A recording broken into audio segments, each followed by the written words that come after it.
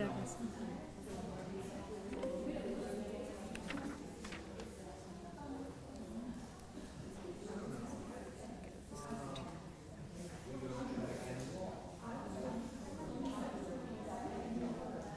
Hello, everyone.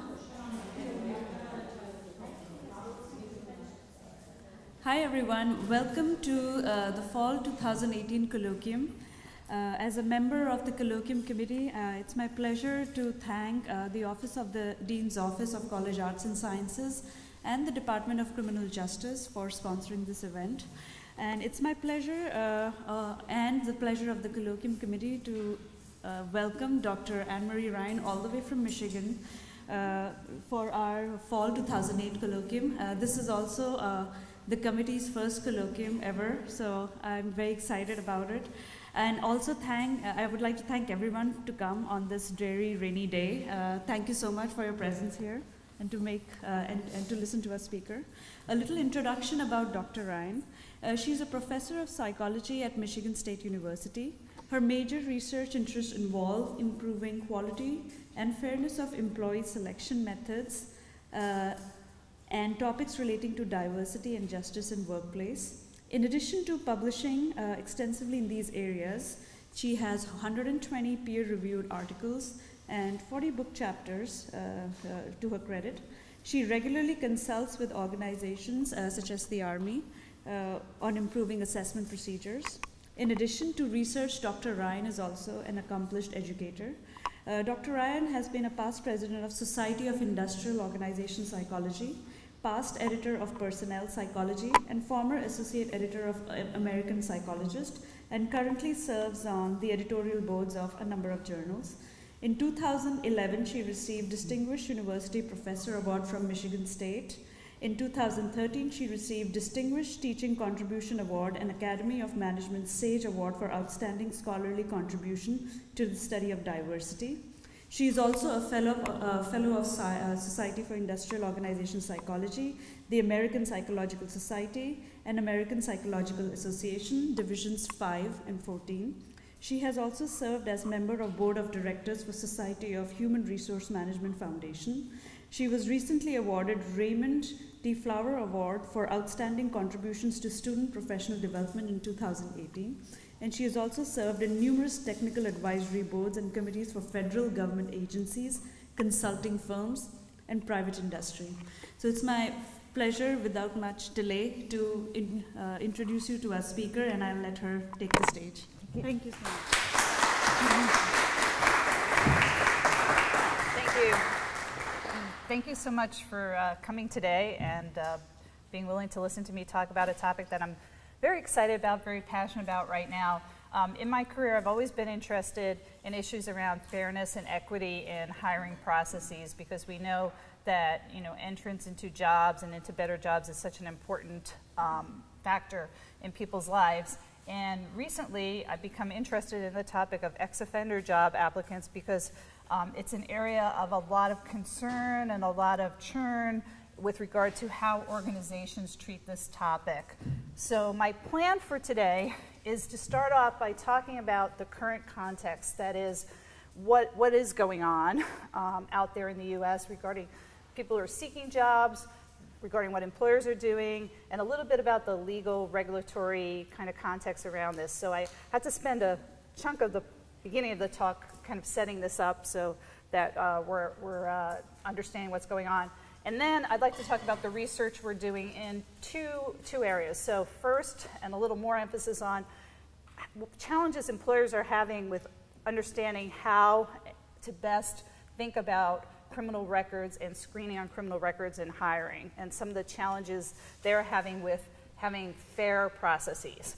And then the second topic I'd like to talk about a little bit is some of the research we've done on how applicants who may have a criminal record can discuss that issue when they go for applying jobs, and what's the good advice that we might give them. So a little bit of both, if I can get to that. And please, if there's something that's unclear and you want me to clarify, raise your hand, but I know we'll have time at the end for question and answers or just comments and thoughts on these topics. So just to get us started, if you look at the US population and you look at people who are felony defendants, that is, people who have a felony, this is defendants, but people with felony convictions, it's quite a large percentage of the US population. Now, the estimates are different, but it's a large percentage of working adults. The majority are male.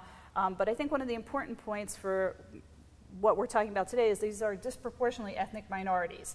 And we might say, why is that? And that's a whole nother talk, I think, for people in criminology, to talk about differential rates of being arrested based on your race, ethnicity, differential rates in convictions, differences in what the actual conviction is for the same behavior, for the same event, differences in how long people are sentenced.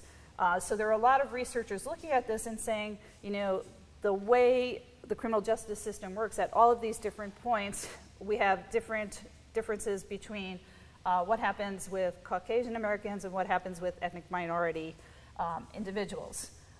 So we could have a whole conversation about why that occurs, but that's actually not my area of expertise. Coming from the perspective of somebody who studies fairness in hiring, the issue then becomes, if we're trying to hire people and we exclude people on the basis of their criminal records, we are going to disproportionately exclude people, ethnic minorities in the US. The other thing about this in studying stigmatization, which is, as I said, the area I do a lot of work on, is that there's stereotypes about people who do have a criminal record. And there's research on this that says people who have a criminal record are stereotyped as dangerous, they can't be trusted, they're irresponsible, they have anger management problems. And also these stereotypes about criminality and being a criminal are, in fact, linked to race and ethnicity and thoughts of people being more dangerous. So what happens is these stereotypes, in conjunction with the fact that more of your job seekers are going to be ethnic minorities, lead to a lot of stigmatization for people who are trying to get a job, who are out of the criminal justice system, or at least they're ex-offenders, and they're excluded from many jobs, which creates this problem of not being able to become employed. And we do know for people who have served time in prison that getting employed is a really important factor in moving on with your life, in rehabilitation, and successfully staying out of prison, staying away from reoffending. Yet, for many companies, for quite a long time, the way they handled this is if people had a criminal record that is a felony conviction, I'm using this very broadly, not any kind of criminal record, they would be excluded, or very few exceptions would be made. And why is this? Well, you have to look from the employer's perspective as well. You know, are employers asking applicants to disclose their criminal record? The answer is yes. Now, this pie chart is from 2015, but I did put some 2018 numbers over there in the corner. And basically, employers have, for quite a long time, asked applicants to disclose. In many cases, this was right on the application. So people are applying, they would be asked, you know, and it would vary. States have different laws about how far back you can ask, but it might say something like, you know, have you been convicted of a felony in the past 7 years, past 10 years, something like that. Asking on the application or asking it later on in the process. But as you can see, the numbers who don't ask about criminal history are much smaller. Now, if you look at the 2018 numbers, there's a little bit of a shift in that it's being asked less. And it's certainly being asked less on applications, and I'll kind of get to that in a moment. That has a lot to do with a lot of movements that are going on right now to change the point in which people are asking people about their criminal records in the hopes that that will change the rates of hiring people who are ex-offenders. I don't know why that slid in there, but anyway. So why do employers consider criminal records in hiring? Well, if you talk with them, and we've done in some of our studies interviews with hiring managers, with HR managers, and also I should say some of my talk is informed by some consulting work I've done with regard to legal cases where employers are dealing with how do we handle this. They will talk about protecting the business, all right? I have a responsibility. I have a responsibility to my customers, to my employees. Now, once again, we can go back to talking about the stereotypes about dangerousness and criminal records, but they also do have a legitimate point here. Employers can be sued for what's called negligent hiring. That is, if you hired somebody who has a record of DUIs to be your truck driver, and then they're drunk and they hit someone, you should have known, and they can be sued for that. So employers do use that as part of their rationale, saying, I can't afford to be negligent in hiring. I have to do due diligence. That's part of what I'm supposed to do. Now, what that is a bigger question that we'll get into. The other thing employers will talk a lot about, particularly those that are in retail service industries, is how much money is lost due to employee theft, so from property kinds of losses. And these are very big losses. A lot of times people think about shoplifting and losses due to that, and that's certainly true. But employee theft is a much larger problem because employees are able to actually take more and more value. And for many organizations, this is a huge issue. And they'll say, this is a concern of ours, and we can document how much we're losing. And finally, once again, there are these assumptions people have about those with criminal records that come into their thoughts about how am I protecting my customers and my employees? Are these people going to just not be good employees? So even if they don't do something criminal while on the job, I'm concerned because they broke some rules that must indicate they're not conscientious. I'm concerned because they were involved in some kind of offense that was violent, so I think they're going to just have poor skills in working with their coworkers. So even if we're assuming that they're not going to commit a crime on the job, employers will say this is an indicator of past behavior that indicates how they're going to act on the job. So, and in our studies, we've done different interviewing studies with hiring managers, and just to give you some examples, these are the kinds of comments that come up from people saying, well, why do you look at criminal records, or why is this important? As you can see, a lot of it is thinking about how people work with other people, an assumption that somebody who has a criminal offense for something that's more violent will not be able to work well with others. Okay, once again, I'm talking about an assumption, a stereotype. The data on this are actually not here, so we'll talk about that too. What has happened more recently in the U.S., and of course, here in Massachusetts, you're always a little ahead. Massachusetts and California kind of lead on a lot of things. The ban the box movement, some of you may have heard of this, and it's the idea that on job applications, there's this box that asks people about being convicted of a criminal offense, and then usually it says, please explain why. But it was very clear that what employers do is if that box is checked, that application is just not being looked at, right? And now we're talking a paper box. Obviously, everything's online now, but same thing applies, right?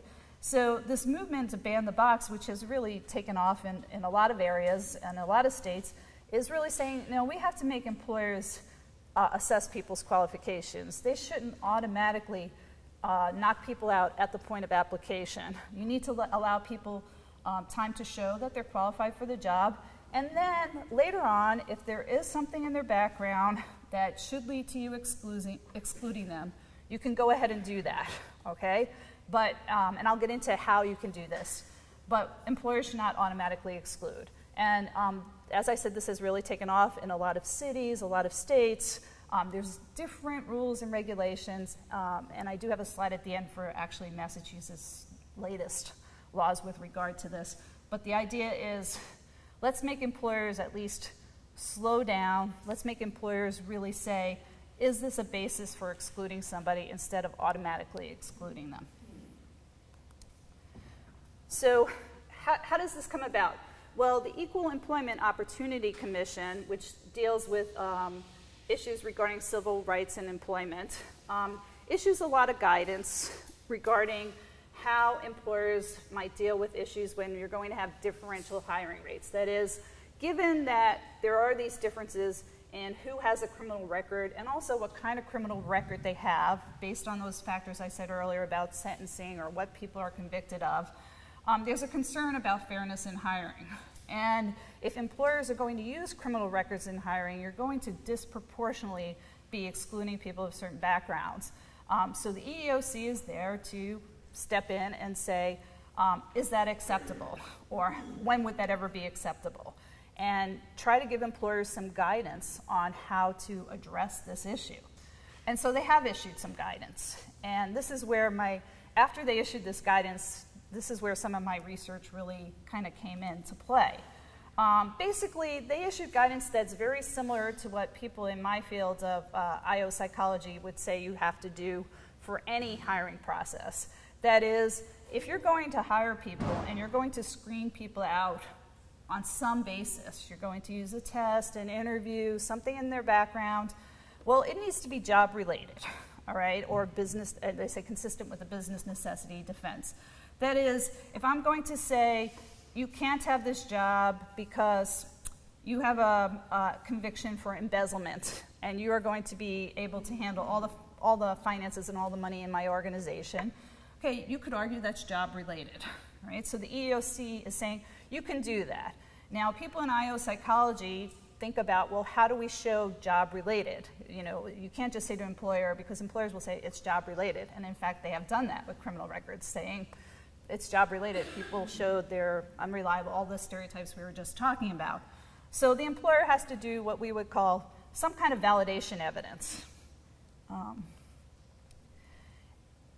They can do that, or the EEOC has said they can develop some kind of screening method that considers what they call the green factors. And you know, when I first heard this, I was thinking green means go, but that's actually, it's green because it was the name of the person from the case. So in case it confuses you, I wish they used another name. But so the green factors basically are, what the EEOC is saying is, if you're going to consider somebody's criminal record in hiring, if you're saying somebody who has embezzled cannot be in this role as chief financial officer for your organization, you need to defend this. You need to either show me some traditional validation evidence, or you have to look at each applicant individually, and you have to consider, well, what was the offense they were convicted of? How much time has it been since that happened?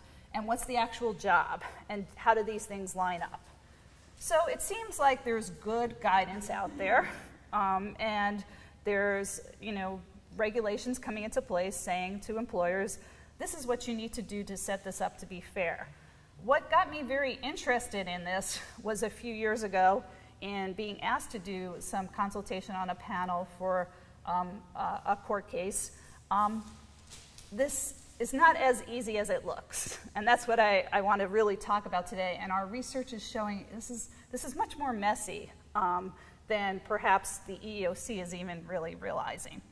So just to give you an example, and this is an example, it's not any real data, you know, basically the EEOC is saying, think about the job, think about the crime, and then think about whether that's something you should be looking at all. Maybe it's something that should not be considered, but maybe if you're hiring child care workers, you will want to consider if somebody has a background of a conviction for sexual molestation of children, all right?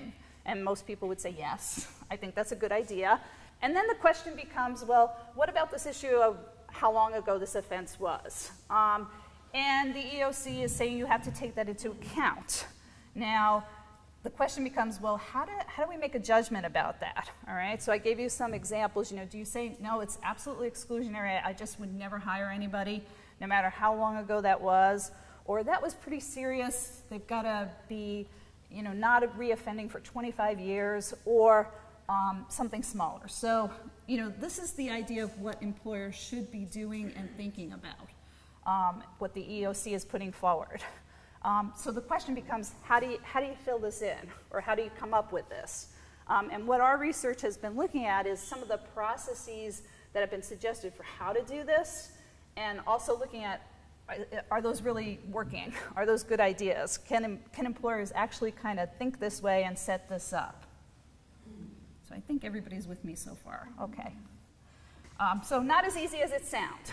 First of all, this idea of individualized assessment, the way the EEOC puts it out is, you know, you should treat everybody as an individual. You should look at their particular circumstances. What happened? What happened when this conviction occurred? What have they done since then? And consider that. For big employers, who are the ones who are really the targets of most of these lawsuits, when they're hiring and they're processing thousands and thousands of applicants, even in a week, this idea of individualized assessment is not really appealing to them. And it's not just because of resources. We can be cynical and say they just don't want to spend the money on this, But really, in some of the situations I've looked at where you have people maybe being hired for, like, say, seasonal work, you know, so this time of year, people get hired for warehouses, get hired to help out with, like, delivery services, get hired in a lot of retail stores coming into the end of fall. By the time you actually process some of the people and their background, the jobs are already gone. And there have been a couple of cases exactly around this where people were hiring on a sort of temporary basis, and they said, well, we'll look at the people with criminal records individually, and they just put it aside, and then the season was over and there's no job left, right? But also, I think more importantly as an IO psychologist is you do have a real concern if you say, let my individual hiring managers actually decide this.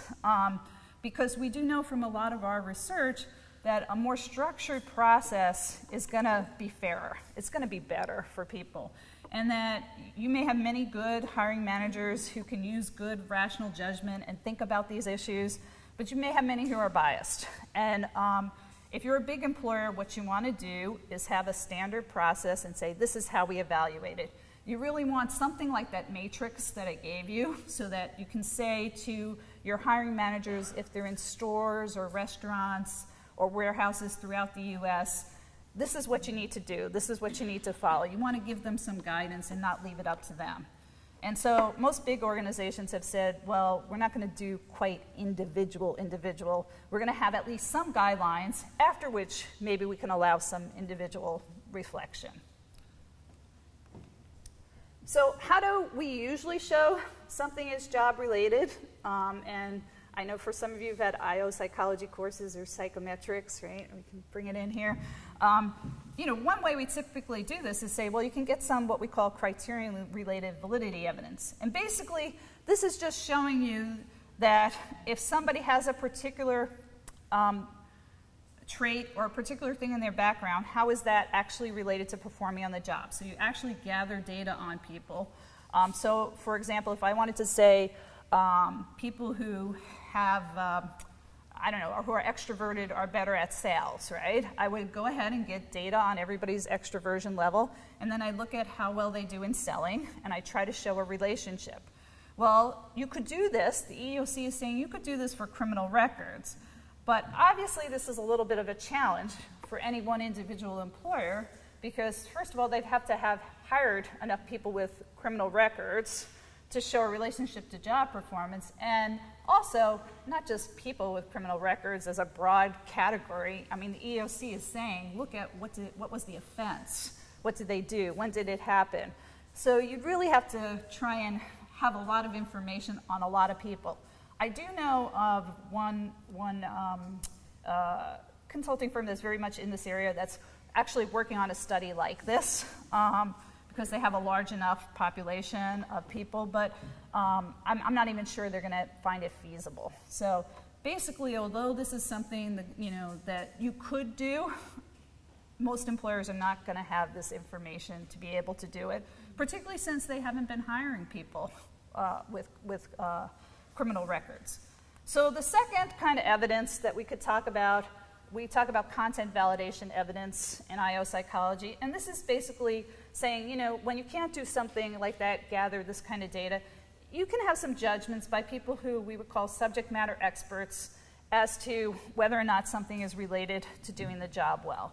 And this is a pretty typical process for all kinds of skills. So if we say, somebody needs a certain kind of degree, or they need to know, I don't know, how to use Excel, or whatever it is you're saying is a requirement for a job, you have people who know the job pretty well sit down and say, yes, you definitely need this for the job, and look at that connection. So right now, most employers are saying, okay, I'm gonna go for this option here, and I'm gonna come up with a way, and I'm gonna get a group of people who are subject matter experts, that's the term that's used, and ask them to make a judgment about whether or not this criminal record should be considered at all, and also paying attention to those green factors I mentioned, saying, should it be considered, how long ago, all of those kinds of things in relation to a job to try and make that connection. So people in IO psychology would say, yeah, we do this all the time. We're great. And actually, no, it's not very easy. And the reasons for this are multiple. And this is where people with a background in criminology may be able to shed more light on it, and they've certainly educated me on the topic. Because if you say, why don't you consider what the offense actually was? Well, a particular behavior isn't always the same from state to state in the US. I did not really have a full appreciation of how different it is. I discovered that if you're going 11 miles over the speed limit in Virginia, it's a felony, just in case anybody's going to drive to Virginia. And unfortunately, a lot of people get out of it who can afford lawyers. There's a whole, I guess, industry in Virginia for people from out of state who get the ticket for 11 miles over going 71. And so, you know, what's a felony? I'm like, in Michigan, that's like the slow lane, right? So, you know, things vary. This is difficult, especially if you're a national employer. We already mentioned the fact that we know what people are charged with and what people are sentenced for, and how long they are sentenced does differ by ethnicity within the US. So that's a layer on there of saying, you know, if there's something that we would say is an unfairness in the actual process, you as an employer can't correct that unfairness. That happened before it got to you, but you certainly have to face it, and you certainly have to take it into account in making your judgments. Another thing that we think about is this question of how much time has elapsed since the offense. This is a problem because when you go to get these criminal background check databases, they don't always have data. You know, this issue of, is it the date people were convicted of a crime, or is it the date maybe they were released from prison? Right? Not all that information is consistently in there from state to state. That creates a problem. In the consulting work I've done, this has been sort of a big debate, because employers will say, I don't want to consider the date in which they were convicted of a crime. I want to consider the date when they were released, because that's the date. Before that, they don't have an opportunity. They're in prison, right? And if I want to say you can't have committed this particular crime for 3 years or 5 years, I want it 5 years where you were out and able to commit it and you chose not to. But the data is not consistently there. So those are difficult things to do. So the research we're actually doing is trying to look at some of the judgment tasks that I see employers using to support this, and see if people are actually making these judgments and making them in reasonable ways. So, for example, one of the things that these experts are asked, and you might say, who's the subject matter expert? And I'll get into that in a minute, but typically, subject matter experts are people who either hold the job or supervise the job. That's considered subject matter experts. I will get into, in this area, people are bringing in other expertise. So you can ask people, well, rate this crime. So if I want to take, for example, the crime of arson, and faculty member here at Salem State, I could say, you know, is it related or not? And we could have some faculty and some deans and other people rate whether it's related. That's one method, direct rating. Another method that removes it a step says, well, why don't we ask people, though, to rate the jobs in terms of potential or opportunity or risk or whatever word you want to use. The language they use is exposure. Like, for example, are you handling money? If you're handling money in this job, then maybe we have a set of crimes that are related to taking money, and we could say this is a connection. So that's another way of doing a judgment task. Another way of doing the judgment task gets back to those characteristics I mentioned that people might assume, so like interpersonal skills that you might need on the job, and is committing the crime related to those characteristics. So you ask people to make that kind of judgment. And finally, one of the parts of this process is asking people, well, how long? All right? So you're asking people who are really holding the job or supervising the job, okay, if this is in fact related to doing this job, we can definitely say, you know, as we said, sexual molestation, child care worker, this is an issue. How long? And how do we make that judgment? So I'm not going to go in detail on our research because I'll run out of time, but I'm going to give you the high level, sort of across the studies. I certainly would be happy to send people copies of papers. This first set of studies we're writing up, but our goal is to be finished writing it up in the next couple of weeks. So hopefully I'll have that for you. And then the ones I'll talk about later I can also send you. But basically, we took people with work experience in the particular jobs that we're looking at. And for most of these studies, we were looking at people who are retail associates or restaurant servers. There's a lot of people who've held those jobs, have some experience with those jobs. We gave them job information as well to look at. And we used different methods. So the first study, we were doing what's called a policy capturing study. We gave them scenarios. So if somebody has this conviction and it's been this many years, okay, this is the job, rate the relevance. For the other studies, we chose a set of crime or crime categories. We gave them definitions of those, and we asked them to rate the relevance to the job that they were holding, the job which they had expertise in it. The first method was that kind of direct judgment. Is it related? The second was, well, this idea of, in this job, are you exposed to, like, merchandise? Are you exposed to drugs or sensitive information? And then rating the crimes in relation to that. And then for the last one, we looked at traits. And, you know, is this trait relevant for this job? And then is this crime related to showing somebody does possess or not possess this trait? Which I would argue is the biggest stretch here, but we can get into that. And what I have to say is, people don't do this very well. And having served on panels where I've had to do variations of this, I have to say that people don't do this well. And I'll put myself in that because I would often find myself actually changing my mind. So just to give you some examples, this is from our policy capturing study. We kind of clustered the jobs in property-oriented or more people-oriented, jobs where there's a lot of interaction with people, and jobs where there's lower interaction with people, jobs where you have a lot of unsupervised access to assets of the organization. And you find people make ratings, but they're not really, like, consistent. You know, in the jobs where you have a lot of time with people, that there actually is more higher ratings of you have opportunity, crimes against property were seen as more related than in the other. Just not really a very consistent pattern. But let me show you from the ones where we actually had people directly rating, because I think this is helpful. Now, I'm not presenting all the 29 crime categories. It's just too much information. But I picked some of the top ones and some of the lower ones. So you could say, what's considered most related? What's considered not related? Okay, so you could say, well, you're a restaurant server, reckless driving. Some people still rate it as relevant, but unless you're, I don't know, have a food truck, probably it's not related to doing the job. All right, so those are rated lower. The others are rated higher.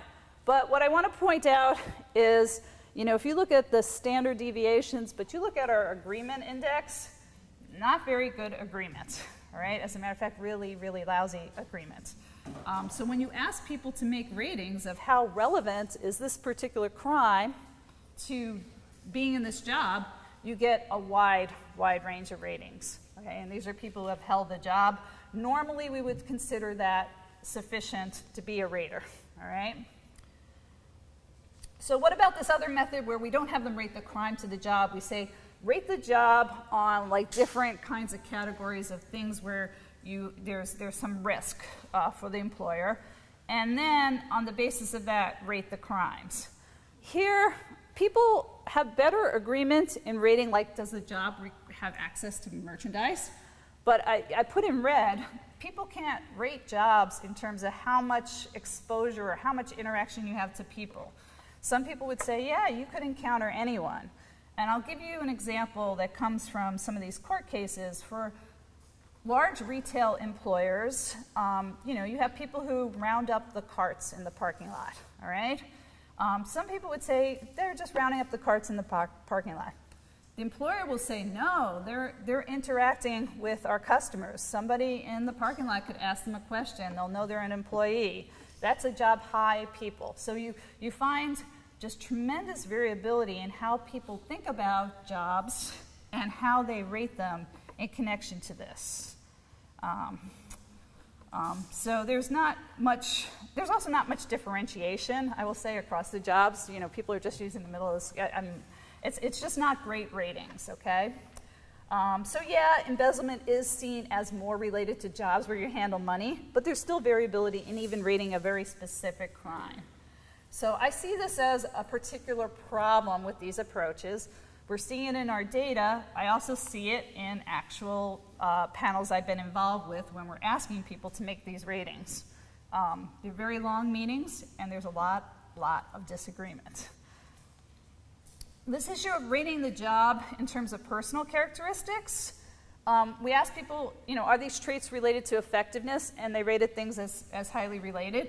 And actually, there is evidence, research evidence, meta-analyses on the connection of things like honesty, emotional stability, conscientiousness to job performance. So, that's not untrue. We can have empirical evidence to support that.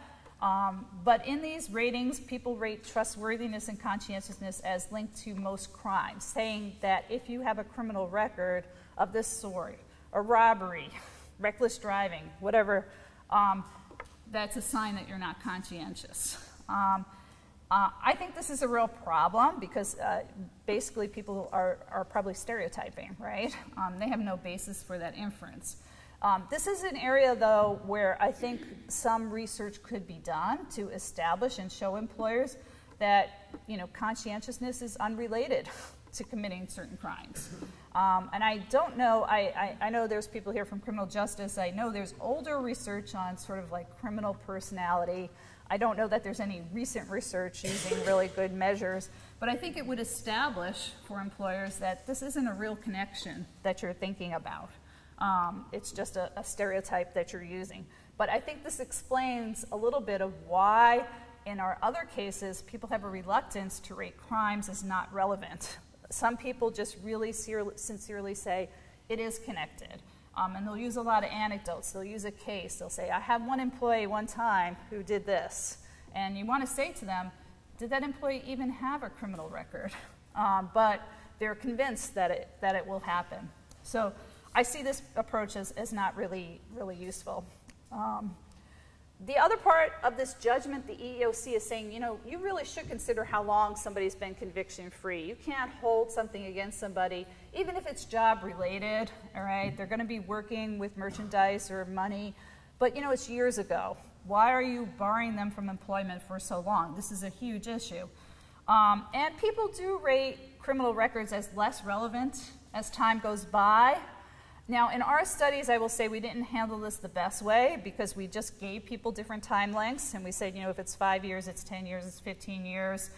And we really didn't give them data on recidivism. And recidivism is your a likelihood of reoffending, and there are different ways to calculate recidivism rates. So sometimes people talk about being arrested again, being convicted of the same crime, being convicted of different crimes. So it's a complicated set of data. What I have found in panels I've been on where we're bringing in experts, and in these panels, they actually brought in people who do the job, supervise the job, know the job well.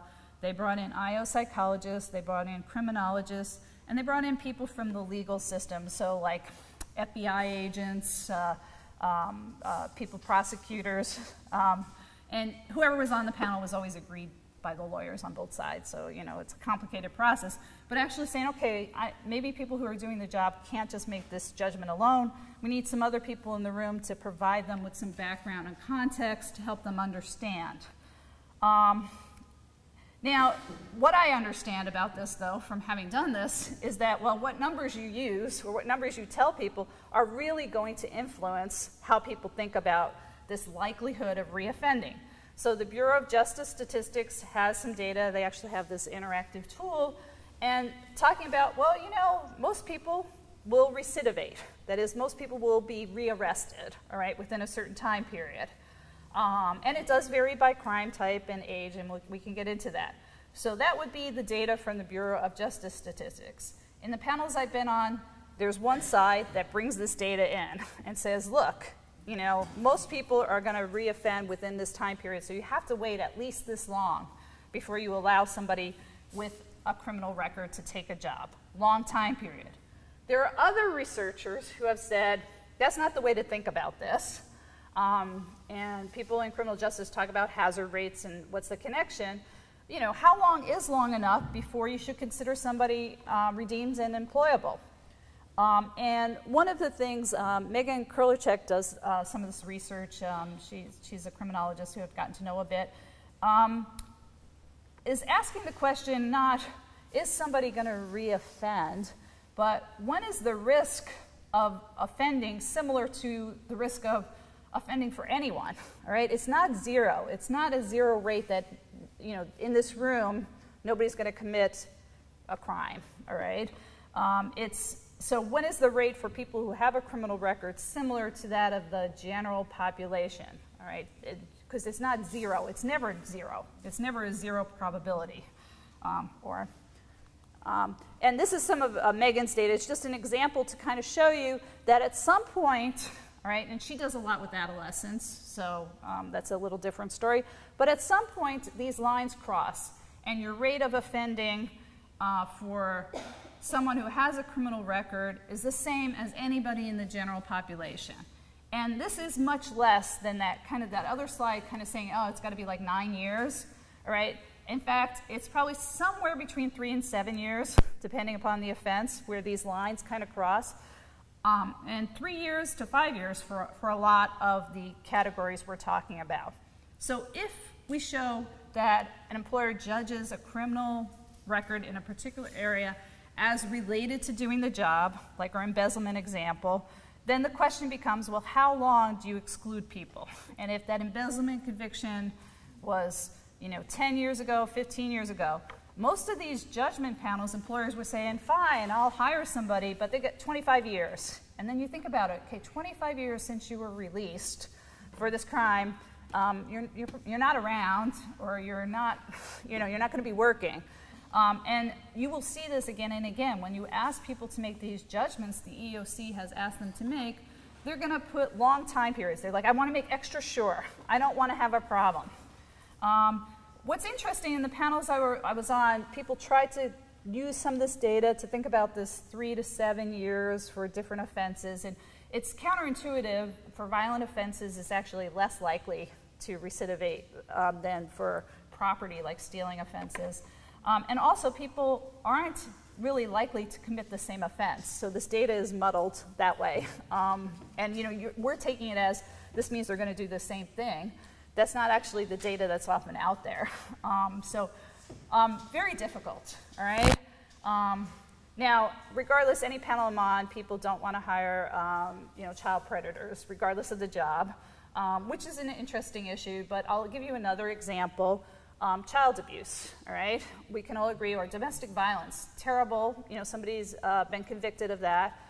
But you have to start to ask, if they're in a job and there are no children around, all right? There are no people who are, you know, people say, well, they're violent. And it's like, well, they're violent towards particular people in their life. Are they violent in general? Is it job relevant? Nobody likes that. Nobody likes to say, I'm okay with us hiring people who have been convicted of child abuse. You know, it's just like, I can't do it. But basically, the EEOC is saying, you need to show me that there's a job connection here. You can't just exclude people forever on the basis of these things. Am I doing okay on my timing? I talk fast. That's the New Yorker. I was a New Yorker before I was a Michigander. So obviously, this data, we've got a lot of problems. There's a lot of variability. What's going to be our decision rule for cutting off? You know, Ryan's sitting here. He does a lot of job analyses. He can say a 4-point on a 5-point scale or something. I mean, this is going to be difficult, and it is difficult. And the panels I've been on, there's no consensus. A couple other questions. Who is making these judgments? So if we really say people who know the job, but really, we need people who know criminology, who even, in the panels I've been on, what is this crime? You know, some of the things we were asked to rate, people in the room were arguing over what it is because it's different from state to state. I do know if you're in the South, everything's bad. Don't do bad things in the South. It's my advice, because your sentence is going to be longer. But, you know, how do we pick people? In our research, I'm not presenting this here, but when we did these judgment tasks, we measured a lot about the people who were making the judgments. So these people are making judgments who had worked as restaurant servers and retail associates. And there are some factors that have a relationship sometimes, but not consistently. The 3 things in dark green came out in every study, in every sample. People who make a dispositional attribution, you know, or belief in redeemability. That is, people who believe if you committed a crime, you're a bad person, and you're not going to change. You're always going to be bad in the core. People can't be redeemed. they're going to make very different ratings than people who have a very different perspective and say people can change. It's not that you're a criminal for life. Also, people who have a little more experience in hiring are actually a little better at being a little bit more nuanced in their judgments because they've seen people and they've hired people. So definitely, all I would say on this area of the research that we're doing, we're just getting started. There is an awful lot of research to be done. For students who are here, this is like a great area to start to look at, to combine knowledge of IO psychology to try and understand how can we help employers do a better job, not exclude people automatically, but also now come up with some decision rules that are also fair and just. And right now, it's a real lack of consensus. It's real difficult.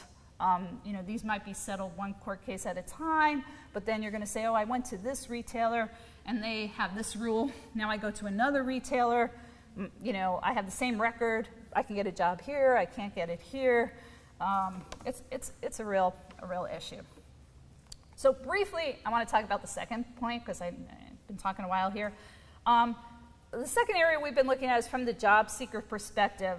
And that is, if you are someone who has a criminal record or something in your past that might be problematic, how do you make sure that you discuss this? Because the EEOC is saying, if somebody has this criminal record, you should be sitting down and letting them talk about it. Talk about the nature of the offense and what's happened since. So we've done a few studies. Some are published, some are under review. And basically we had 3 questions we looked at. There's a lot of research on what are called reparative tactics. That is, if you've done a wrong, how do you kind of make up for it? How do you get people to get past that?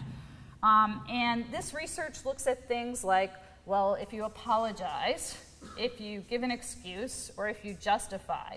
And I'll give you some examples of that in a second. Justification is basically you give like a reason, a mitigating circumstance.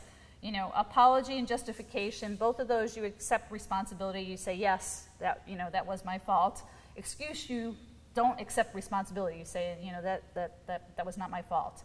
One of the biggest things that's been looked at, particularly like with sentencing, is people look for people who signal remorse, right? They want to see that people appear to be sorry for what happened, right? So in this research, we were looking at, well, what if somebody is in this context? We did laboratory kinds of studies where they're giving an explanation for a criminal record. How do people view that explanation? And does this research carry over? So we could give some advice to job applicants. And so in our studies, we manipulated what the individual said. In one of the studies, we actually had this in that kind of box on the application blank.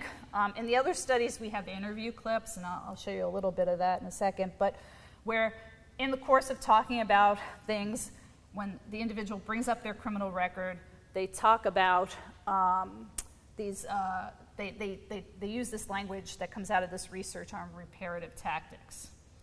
The second question we wanted to ask with this is obviously the role of applicant ethnicity race. Because if you want to give advice to people, but if some people are believed less than others, this is going to be a problem. So we really wanted to look at that. And the third thing we wanted to look at is this timing of discussing it. So the ban the box movement is saying don't ask people to explain things right up front. As a matter of fact, what you should do is wait until you've screened them, they're perfectly qualified for the job, and at that point, bring in this criminal records check and ask them. So we wanted to look at, does that make a difference? So here we had a number of studies. We used hiring managers in some of our studies. We used HR managers. We also used people who were job holders with, that we recruited from MTurk who had some experience in hiring others. So those are also people who have hiring experience. They just came from a different source. And we looked at things like the type of crime, and we manipulated in the video clips, and these are just screenshots from our video clips. So, when you're doing experiments, you want people to be exactly the same in every aspect, except what you're manipulating. So we were manipulating their race, ethnicity. We gave people their name and a little job, we gave them job descriptions. We gave them name and resume to kind of make ethnicity more salient than just a physical judgment. And we asked people to look at their record and then talk about, in the one case, whether you would hire them. In the other cases where you've already decided you're going to hire this person and now they're talking to you, would you change your mind about giving them an offer? And what we found is that, indeed, justifications and apologies both work, in the sense of people see people who give an apology or who justify what happened as remorseful. They see them as less likely to be deviant, and they are more willing to hire them. This is just our model from one of the studies. I didn't want to give you all this stuff. Providing an excuse does not work, right? It does not signal remorse. This was true regardless of the crime type we manipulated in the study. Now, we haven't done every crime type. Obviously, these are lab studies. We've done a couple. And the job type. But it's also true regardless of whether this was something they did at the time of application or the time of an interview. I also wanted to point out, I know these are long, but these are some of the quotes from hiring managers in our studies where we interviewed them and we talked to them about, what if applicants use this approach? And they gave us examples from their own experiences of people offering a justification or people offering an apology. And they gave examples of hiring people with criminal records where they actually considered how the individual explained the circumstances of what happened. So it fits with this idea of reparative tactics. And, so, if we had advice for people who have a record, it's about making sure that when you are explaining it, you make clear of accepting responsibility, expressing regret, promising to abide by rules, promising to be a good employee. The justification we used in here was people talking about helping a family member. And, I kind of got into this because I was with a family member, and then, and this happens to people a lot. They get thrown into the criminal justice system because they were trying to do good for someone. Our research on this isn't completely full, but we do think it depends on what the explanation is. I mean, there are some justifications that are probably not gonna fly. The second question, I'm going to go through these so we can ask some questions.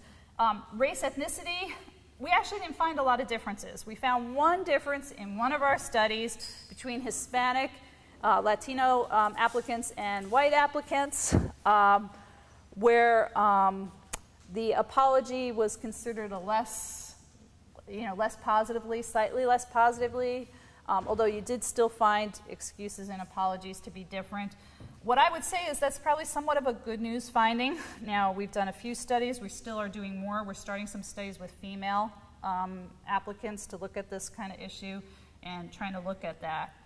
The last thing I want to point out is this timing of disclosure. Does it make a difference? And we actually did find that, yeah, the same exact explanation given in the context of, okay, you're still considering hiring this person, versus you've already decided to hire this person, and now they explain it. Less people are actually going to rescind an offer.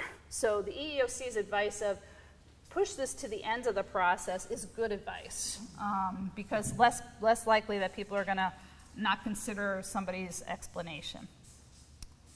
All right, I'm going to skip that slide. Just for students who are out there, practical advice, there's a lot of advice online for people who are ex-offenders. I think it's knowing that employers can and will do background checks is pretty important for you. Verify information that's out there about you. We always say check about what people will find out about you.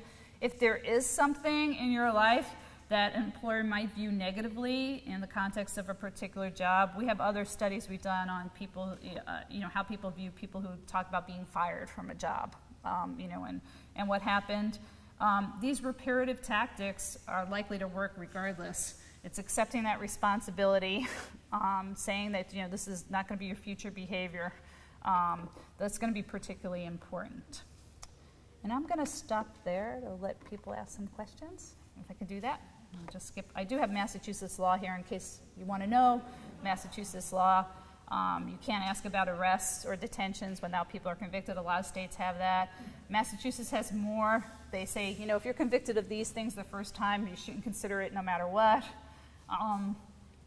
And they actually have a very strict rule on asking about how long ago. That is just not true nationally, not true at all. All So thank you.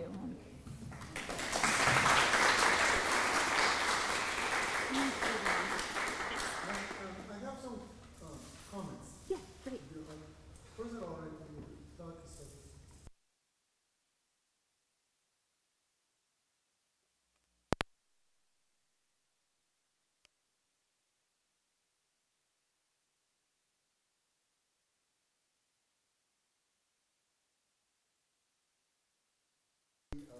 committing a crime as a function of time since. Oh yeah, and that's the recidivism ones. Yeah. Yeah, those are taken from, now there's different figures, but yeah. Those are the comments, a couple of comments right there. This one here?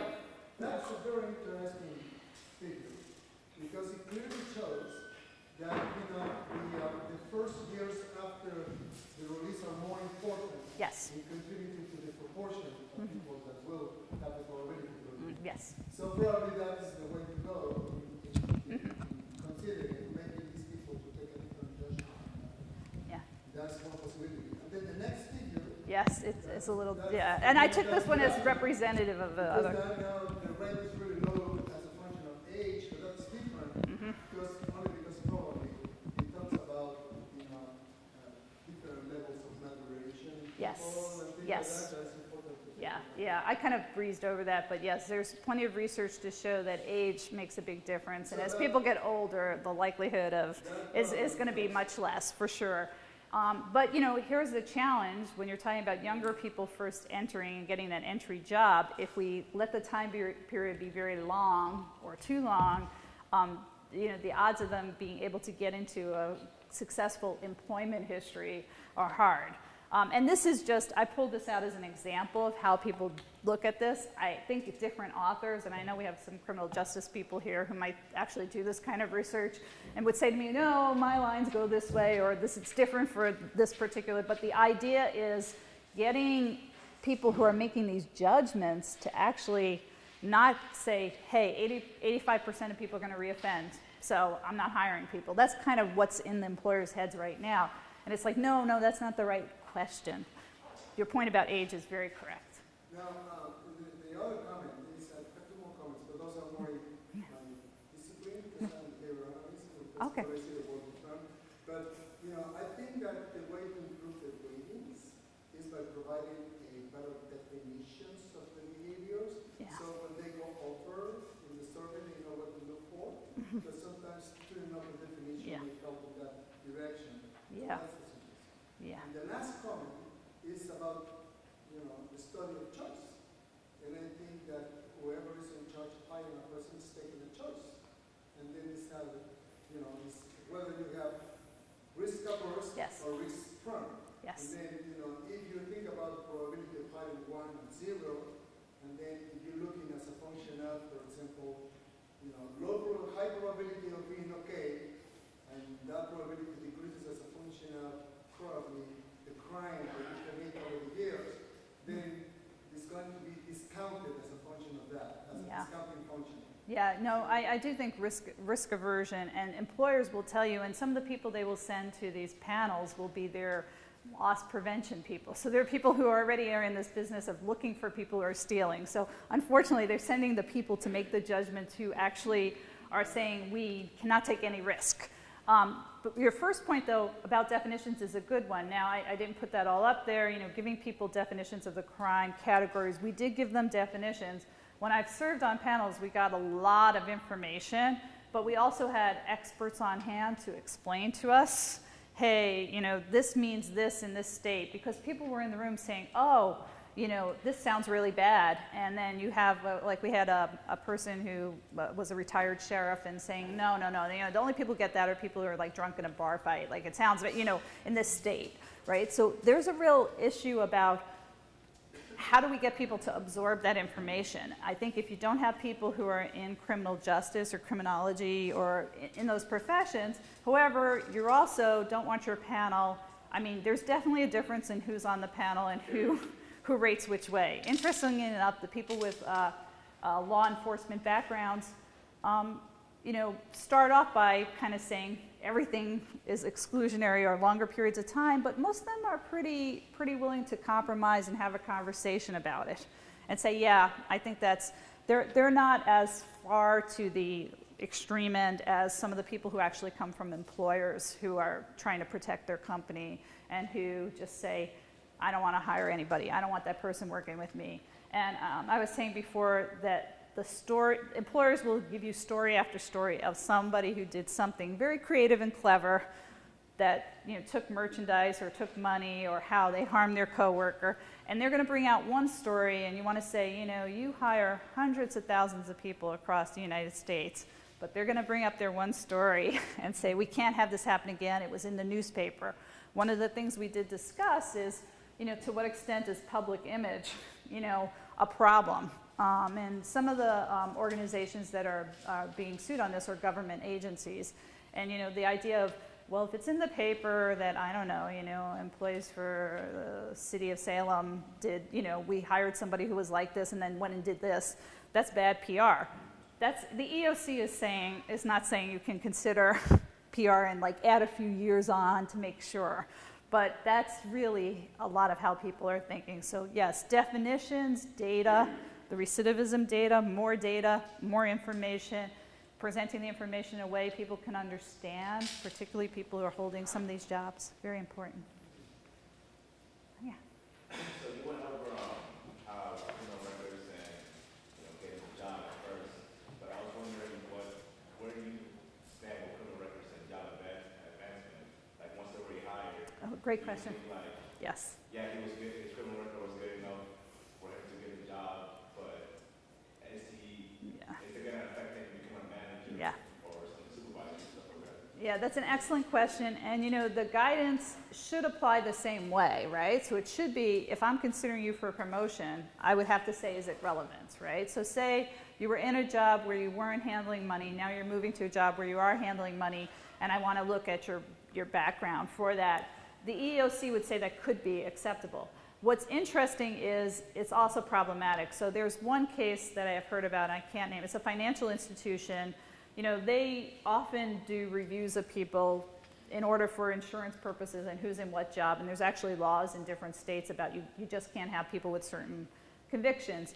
And somebody who was arrested, they were in college, and this is an older person. They actually used like a fake coin in the laundry machine to, to get their laundry done for free. And they were arrested and convicted of this. They had been working there. They were like at a VP level in a financial institution.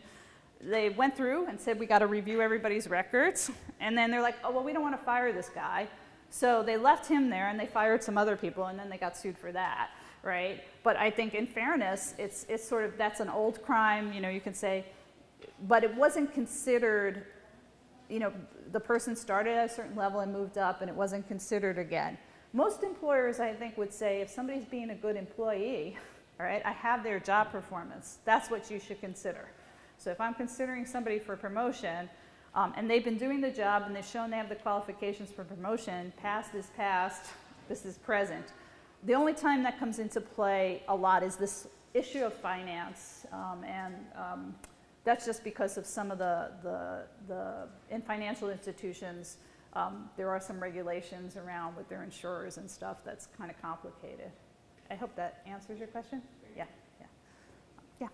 So besides organizations that actually conduct foreign checks, how do they go about confirming the information that their potential applicants tell them is true? Yeah, that's an excellent question as well. And many people will say, maybe if I don't say anything, they won't know. And this issue of who are you hiring to do your background check, and what are they looking at? And what databases do they have access to, all right? Because some employers, it's a local search. It's not a national search. So, you may have been convicted of something in one location and moved to another, right? And if they're not doing a search that's broad, they actually won't pick that up. So that's it. And then the issue is this very exact thing has come up in court cases of people who have lied. And so then they say, they chose not to hire them because they lied, not because of the conviction they had.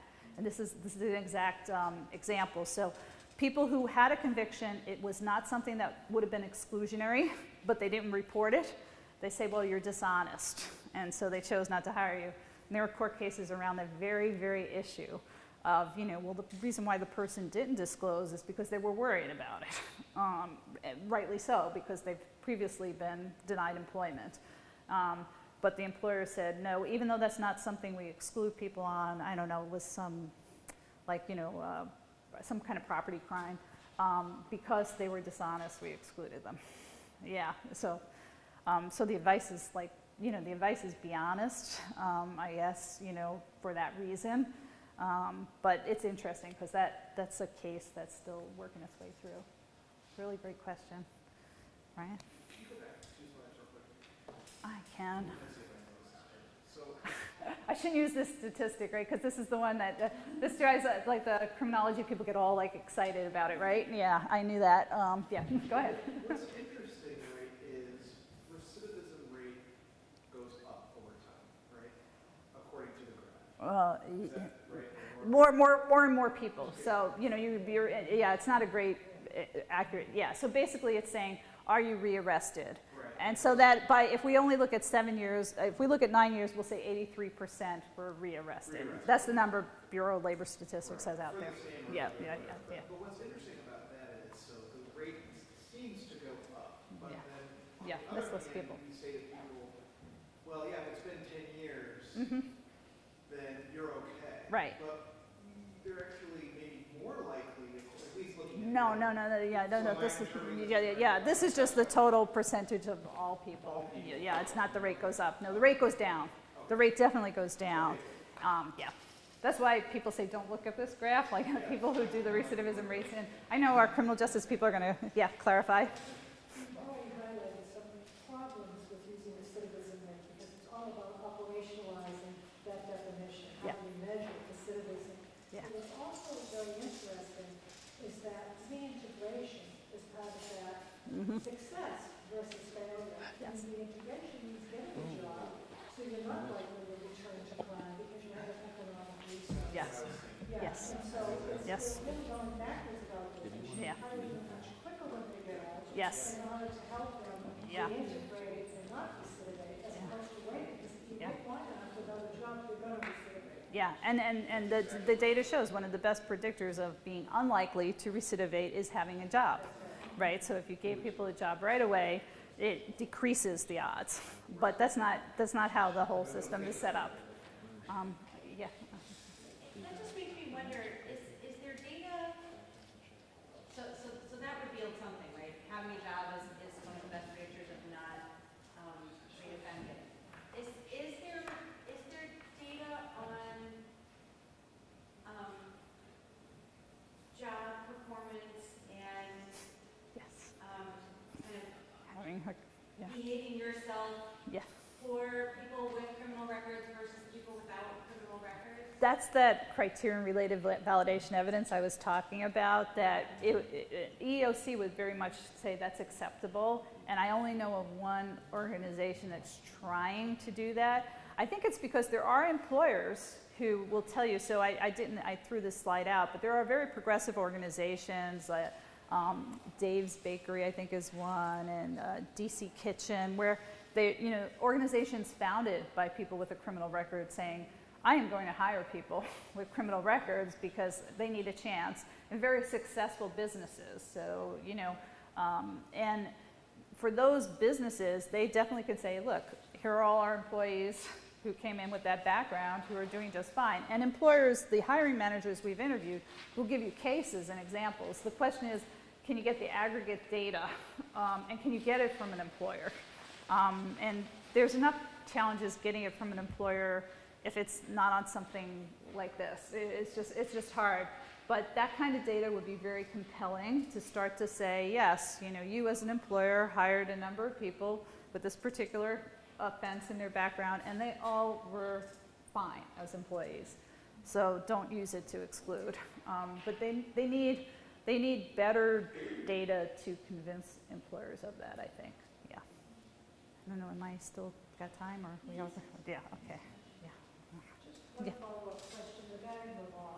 Because the employers say my hands are tied because the law in some states specifically says that felons, convicted felons, are not allowed to get certain licenses Yes. And that automatically would exclude them. So how much of a factor does that play into this? It's a factor, but I think many of the cases right now are real entry-level jobs. Like I said, they're retail, they're fast food, they're not jobs for where a specific license is going to be. Even for those licenses, technically, even for the financial ones I was mentioning, my understanding is they're supposed to do an individual review. All right. So if you have something in your past and you still want to go into that profession, they should in fact be doing now it's maybe the professional association or the state regulatory board. So it's not necessarily the employer who does the review, but the licensing board for the state, you file an appeal or whatever. It's a lot of effort for people to do so, but yes, there should be a mechanism, and there often is, but I can't say that's consistent across things. Most employers just say, it's my customers that aren't gonna, my employees, I don't want anything to happen. They're more in that realm. Shannon? So I was kind of wondering, you talked a little bit that 1/3 of working adults are ex-offenders. Yeah, that's approximate. What the rate of unemployment is between people that are not offenders and people that are ex-offenders? It's a good question. I don't have that number in my head. I probably have it in my paper. It's high. I'll put it that way. It's considerably higher. Our national unemployment rate right now is pretty low. But among ex-offenders, it's quite high. And then it's not just unemployment, it's also underemployment, right? What kind of job are you actually doing? Are you doing just, day labor kind of work? Are you, so it's both unemployment and then also underemployment of extreme sort. So, well, I'd be happy to talk to people or send a paper. Thank you so much. Great questions.